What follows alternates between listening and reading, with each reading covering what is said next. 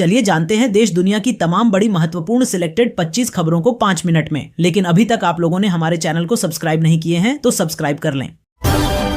भारत ने न्यूजीलैंड को हराकर तीसरी बार T20 वर्ल्ड कप जीत लिया है। इंडिया लगातार 2 बार T20 वर्ल्ड कप जीतने वाली टीम बनी। पहली बार किसी मेजबान टीम ने T20 वर्ल्ड कप जीता है। मैच जीतते ही देश भर समेत मध्य प्रदेश में भी जीत को लेकर जश्न है। मंत्री कैलाश विजयवर्गीय इंदौर के राजवाड़ा पर जश्न मनाने पहुंचे हैं। वे अपनी कार की छत पर बैठकर तिरंगा लहरा रहे हैं। इस बीच भारत की जीत पर कथावाचक पंडित धीरेन्द्र शास्त्री ने कहा कि जुनून और रणनीति के आगे पनौती कुछ भी नहीं है। भोपाल, इंदौर, उज्जैन और जबलपुर समेत कई शहरों में लोग तिरंगा लेकर सड़कों पर उतर आए हैं। क्रिकेट प्रेमी आतिशबाजी कर रहे हैं, एक दूसरे को मिठाई खिलाकर खुशियां मना रहे हैं।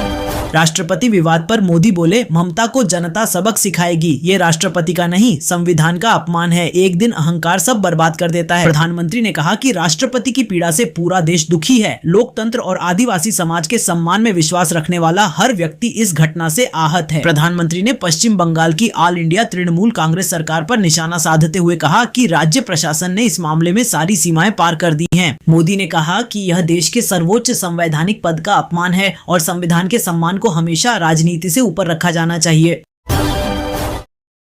मिडिल ईस्ट में युद्ध जैसे हालात बने हुए हैं और तनाव कम होने के संकेत नहीं दिख रहे। कई देशों ने घटनाओं की वीडियो रिकॉर्डिंग और उन्हें सोशल मीडिया पर साझा करने पर सख्त नियम लागू किए हैं। खाड़ी देशों में बड़ी संख्या में भारतीय रहते हैं। ऐसे में ministry on external affairs India ने वहां मौजूद भारतीय नागरिकों को सतर्क रहने और स्थानीय नियमों का पालन करने की सलाह दी है। रिपोर्ट के मुताबिक ईरान से जुड़े हमलों के बाद यूनाइटेड अरब एमिरेट्स और आसपास के खाड़ी देशों में सुरक्षा और निगरानी और ज्यादा कड़ी कर दी गई है। अधिकारियों ने चेतावनी दी है कि सैन्य ठिकानों या संवेदनशील स्थानों की तस्वीरें और वीडियो सार्वजनिक करना सख्त मना है, क्योंकि ऐसी जानकारी दुश्मन ताकतों के लिए खतरा बन सकती है।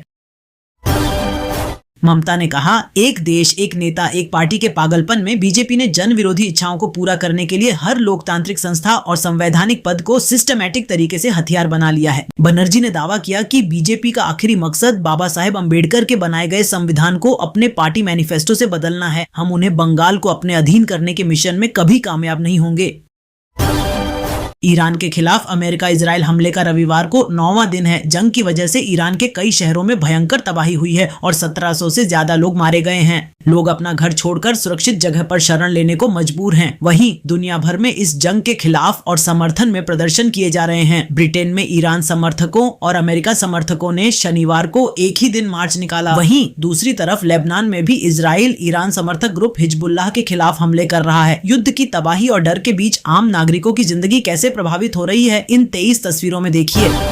दक्षिण भारत के सुपरस्टार और नेता कमल हासन ने अमेरिका के राष्ट्रपति डोनाल्ड ट्रंप को लेकर एक ऐसा बयान दे दिया है जिस पर सियासी बहस तेज हो गई है। कमल हासन ने अपने एक्स अकाउंट पर ट्रंप को एक ओपन लेटर लिखा और कहा कि भारत एक आजाद देश है और अब किसी दूसरे देश से ऑर्डर नहीं लेता। इस बयान के बाद सोशल मीडिया पर बहस छिड़ गई है। कुछ लोग कमल हासन की बात का समर्थन कर रहे हैं तो कुछ इसे अमेरिका के साथ रिश्तों पर अनावश्यक टिप्पणी बता रहे हैं।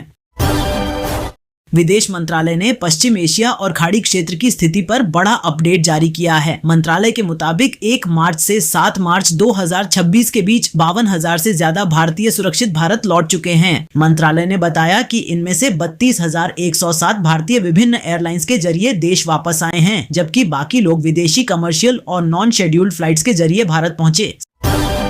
पश्चिम बंगाल की मुख्यमंत्री ममता बनर्जी ने शुक्रवार को कोलकाता में वोटर रोल से नाम हटाने के खिलाफ धरना शुरू किया। उन्होंने आरोप लगाया कि पोस्ट SIR प्रक्रिया के बाद मतदाता सूची से लोगों के नाम मनमाने तरीके से हटाए जा रहे हैं। कोलकाता के इस्प्लानादे मेट्रो चैनल पर शुरू हुए विरोध प्रदर्शन में ममता बनर्जी ने कहा कि इलेक्शन कमीशन ऑन इंडिया और भारतीय जनता पार्टी बंगाली मतदाताओं को वोट देने से रोकने की साजिश कर रहे हैं। प्रमुख ममता बनर्जी ने आरोप लगाया कि संशोधित वोटर सूची में कई जिंदा लोगों को मृत घोषित कर दिया गया है। उन्होंने कहा कि ऐसे लोगों को धरना स्थल पर लाया जाएगा ताकि चुनाव आयोग की कथित गड़बड़ी सबके सामने आ सके।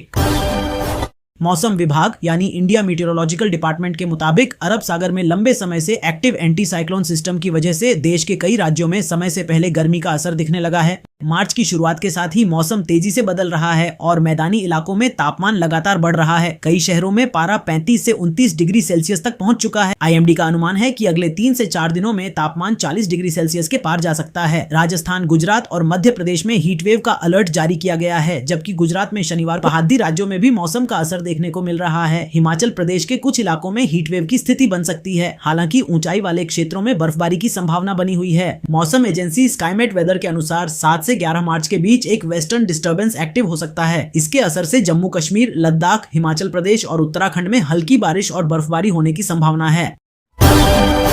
ईरान के शिराज शहर में अमेरिका और इजराइल के हमले में 20 लोगों की मौत हो गई, जबकि 30 लोग घायल बताए जा रहे हैं। यह हमला जीबा शहर इलाके के रिहायशी क्षेत्र में हुआ, जिसमें कई आम नागरिक मारे गए। ईरान ने दावा किया है कि अब तक देश में करीब 1300 हमले किए जा चुके हैं। इन हमलों में 14 मेडिकल सेंटर भी निशाना बने हैं, जिससे स्वास्थ्य सेवाओं पर बड़ा असर पड़ा है और कई इलाकों में हालात चिंताजनक हो गए हैं। लगातार हमलों की वजह से ईरान के कई शहरों में बुनियादी सुविधाएं प्रभावित हुई हैं। कई इलाकों में पानी और बिजली की सप्लाई ठप हो गई है, जिससे आम लोगों को भारी परेशानियों का सामना करना पड़ रहा है और हालात लगातार बिगड़ते जा रहे हैं। ईरान ने दावा किया है कि उसके जवाबी हमलों में कुवैत, बहरीन और यूएई में मौजूद करीब 20 अमेरिकी सैन्य ठिकानों को नुकसान पहुंचा है। हालांकि इस दावे की स्वतंत्र रूप से पुष्टि अभी तक नहीं हो पाई है। इजराइल ने दावा किया है कि उसके हमलों में ईरान के करीब 300 मिसाइल लॉन्चर तबाह कर दिए गए हैं। इजरायली सेना का कहना है कि इन हमलों का मकसद ईरान की सैन्य क्षमता को कमजोर करना और आगे के खतरे को कम करना है। ईरान इजराइल जंग अगर बढ़ी तो भारत में रसोई गैस की किल्लत भी बढ़ सकती है। इस स्थिति को देखते हुए सरकार ने इमरजेंसी पावर इस्तेमाल करके देश की सभी ओनेल रिफाइनरी कंपनियों को एलपीजी उत्पादन बढ़ाने का आदेश दिया है। रॉयटर्स की रिपोर्ट के अनुसार मिडिल ईस्ट में बढ़ते तनाव से सप्लाई चेन में रुकावट आ सकती है। इससे गैस की सप्लाई प्रभावित हो सकती है। इसी खतरे को देखते हुए सरकार ने 5 मार्च को देर रात ये आदेश जारी किया। इस आदेश में कहा गया है कि अब रिफाइनरियां अपने पास मौजूद प्रोपेन और ब्यूटेन का इस्तेमाल सिर्फ रसोई गैस बनाने के लिए करेंगी। इन गैसों का उपयोग किसी और काम में नहीं किया जाएगा। सरकार के अनुसार खाड़ी देशों में बिगड़ते हालात को देखते हुए वहां फंसे भारतीयों की मदद के लिए एक विशेष कंट्रोल रूम भी बनाया गया है। ये कंट्रोल रूम प्रभावित भारतीयों और उनके परिवारों के सवालों का जवाब दे रहा है और लगातार स्थिति पर नजर रखी जा रही है। इजराइल ने दावा किया कि उसने ईरान के तेल ठिकानों को निशाना बनाया है। तेहरान और आसपास के शहरों में स्ट्राइक की वजह से पूरा आसमान काले धुएं में समा गया और दूर दूर तक लपटें दिखीं।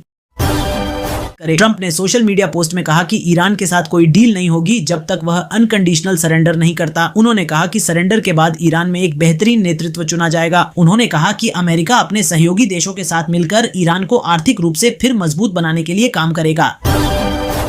कांग्रेस नेता सोनिया गांधी ने ईरान के सर्वोच्च नेता अयातुल्ला अली खामेनेई की हत्या की खबरों पर भारत की चुप्पी पर कड़ी प्रतिक्रिया दी है। उन्होंने कहा कि यह न्यूट्रल रहना नहीं बल्कि जिम्मेदारी से पीछे हटना है। सोनिया गांधी ने आरोप लगाया कि भारत सरकार ने ईरान पर हुए हमले की अनदेखी की है, जो भारत की विदेश नीति पर गंभीर सवाल खड़े करता है। इजराइल के साथ मिलकर अमेरिका ने ईरान में 1000 से ज्यादा ठिकानों को निशाना बनाया, जिसमें 574 लोगों की मौत हो गई। अमेरिकी रक्षा मंत्रालय पेंटागन ने कहा है कि ईरान पर निर्णायक चोट के लिए अमेरिका अपने सैनिक ईरान में उतार सकता है। अमेरिकी राष्ट्रपति डोनाल्ड ट्रंप ने कहा है कि ईरान के खिलाफ सैन्य अभियान 4 से 5 सप्ताह या उससे भी अधिक समय तक जारी रह सकता है। उन्होंने कहा कि अमेरिका अपने सभी लक्ष्यों को पूरा करने तक सैन्य कार्रवाई जारी रखेगा। झारखंड के मुख्यमंत्री हेमंत सोरेन ने पीएम मोदी से मदद की गुहार लगाई है। उन्होंने गल्फ रीजन में तेजी से बदल रहे हालातों के मद्देनजर चिंता व्यक्त करते हुए पीएम मोदी और विदेश मंत्री एस जयशंकर से वहां फंसे भारतीयों को सुरक्षित भारत वापस बुलाने का आग्रह किया है।